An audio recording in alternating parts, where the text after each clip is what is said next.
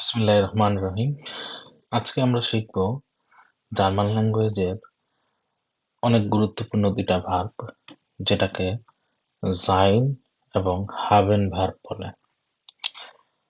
মূলত sein এবং haben verb এতটাই গুরুত্বপূর্ণ যে যেটা যারা আস্তে, আস্তে আম এটা যেহেতু A1 প্লেলিস্ট, যারা উপরের লেভেলে যাবে তখন বুঝতে পারবে যে sein ভার্ব এবং haben ভার্বের ব্যবহার জানা, সঠিকভাবে বুঝাটা কতটা গুরুত্বপূর্ণ। তো কথা না বাড়ায় আমরা শিখি আসলে জাইন ভার্ব কি এবং জাইন ভার্ব কোথায়, কখন, কিভাবে ব্যবহার করব আমরা।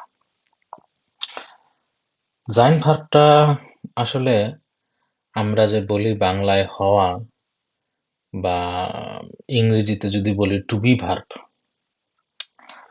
যদিও আমি ইংরেজির সাথে কম্পেয়ার করতে আসলে অত একটা ইচ্ছুক না, কারণ আমি নিজে মনে করি যে কেউ যদি একটা বিদেশি ভাষা শিখতে চায় তাহলে মাতৃভাষা থেকে বা মাতৃভাষা চিন্তা করে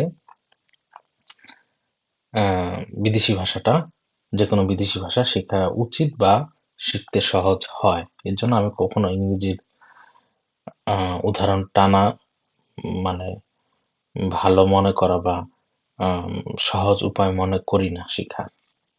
কারণ আমরা যারা বাংলা ভাষাভাষী, আম ইংরেজিটাও তাদের জন্য একটা বিদেশি ভাষা। তো আমি মনে করি যে যেহেতু জার্মান ভাষাও একটা বিদেশি ভাষা, তো সরাসরি বাংলার থেকে শিখলে, বাংলায় চিন্তা করে শিখলে দ্রুত শিখা বা বুঝতে সুবিধা হয়। আচ্ছা, তো জাইন ভার্বটা যেহেতু হওয়া ভার্ব, তাহলে আমরা এই জাইন ভার্বটা কোথায় কোথায় ব্যবহার করব এবং কি কি ক্ষেত্রে জাইন ভার্বটা ব্যবহার হয়। জাইন ভার্বটা আমরা সাধারণত যখন আমরা আমাদের পরিচয় প্রকাশ করতে যাব অথবা অন্য কারো পরিচয় প্রকাশ করতে যাব, তখন আমরা জাইন ভার্ব ব্যবহার করব। এবং আমরা যখন আমাদের অবস্থা, অনুভূতি অথবা অবস্থান বুঝাবো, এইগুলি প্রকাশ করার ক্ষেত্রে জার্মান ভাষায় আমাদের জাইন ভার্বটা, জাইন ভার্ব ছাড়া আমরা এই প্রকাশ করতে পারবো না বা সেন্টেন্স লিখতে পারবো না। যেমন ইশ বিন রাহিম অথবা ইশ বিন রায়হান, আমি রায়হান অথবা আমি রাহিম। হ্যাঁ, তাহলে এখানে পরিচয় প্রকাশ পেল। তাইলে এটা জাইন ভার্ব কনজুগেশন হয়েছে ইশ বিন। কনজুগেশনটা আমরা পরে দেখবো যে জাইন ভার্ব কোনটার সাথে কি হয়। ডু বিস্ট মুইডে, তুমি ক্লান্ত। তাইলে তুমি যে ক্লান্ত, এটা অবস্থা অথবা অনুভূতি প্রকাশ করে। এর ইজ স্টুডেন্ট, ইজ স্টুডেন্ট, সে একজন ছাত্র, এটা পরিচয় প্রকাশ করে। তার মানে আমরা দেখলাম যে জাইন ভার্বে পরিচয়, অবস্থা অথবা অনুভূতি অথবা অবস্থান প্রকাশ করার ক্ষেত্রে আমরা জাইন ভার্ব ব্যবহার করি। আর হাবেন ভার্বটা আমি প্রাথমিক অবস্থায় হাবেন ভার্বের ব্যবহারের ক্ষেত্রে আমি বলবো যে আছে অথবা থাকা অথবা মালিকানা অথবা স্বত্বাধিকারী বোঝানোর ক্ষেত্রেই আমরা হাবেন ভার্ব ব্যবহার করি। যেমন আমি যদি বলি আমার কাছে কোনো কিছু আছে, সেটা হতে পারে কলম, মোবাইল বা যে কোনো কিছু। যদি আমি বাংলায় বলি আমার একটি বই আছে, তাহলে এই যে আছে বললাম, আছে বা থাকে বা মালিকানা, স্বত্বাধিকারী বোঝানোর ক্ষেত্রেই আমরা হাবেন ভার্ব ব্যবহার করব। Ich habe ein Buch. Du hast einen Bruder. Ich habe ein Buch মানে আমার একটি বই আছে। Du hast einen Bruder, তোমার একজন ভাই আছে। Wir haben Zeit, আমাদের সময় আছে। তার মানে আমি বুঝলাম যে আছে অথবা থাকা অথবা মালিকানা বোঝানোর ক্ষেত্রে আমরা সবসময় হাবেন ভার্ব ইউজ করব। আচ্ছা, এখন আমি দেখি যে জাইন ভার্ব এবং হাবেন ভার্বের কনজুগেশন, এটা আনফরচুনেটলি মুখস্থ করতে হবে। Ich bin, du bist, er, sie, es ist, wir sind, ihr seid, sie sind, sie sind। সহজ করে লিখলে ইজি ট্রিক হচ্ছে ich bin, du bist, er, sie, es ist, wir, sie sind, ihr seid। এইটা মুখস্থ করে যদি কেউ 4-5 বার লেখে আমার মতে, এবং যদি প্র্যাকটিস করে, ইউজ করে, অটোমেটিক মাথায় বসে যাওয়ার কথা। haben ভার্বের conjugation ich habe, du hast, er, sie, es hat, wir haben, ihr habt, sie haben, sie haben। এটা মুখস্থ করতে হবে। এই যে ইজি ট্রিক, এভাবে ছোট করে লেখা যায় ich habe, du hast, er, sie, es hat, wir haben, sie haben, ihr habt।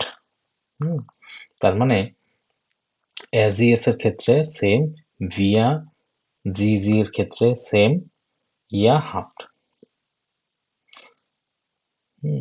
এখন আমরা দেখব যে আসলে জাইন দিয়ে কি কি সেন্টেন্স লেখা যায়।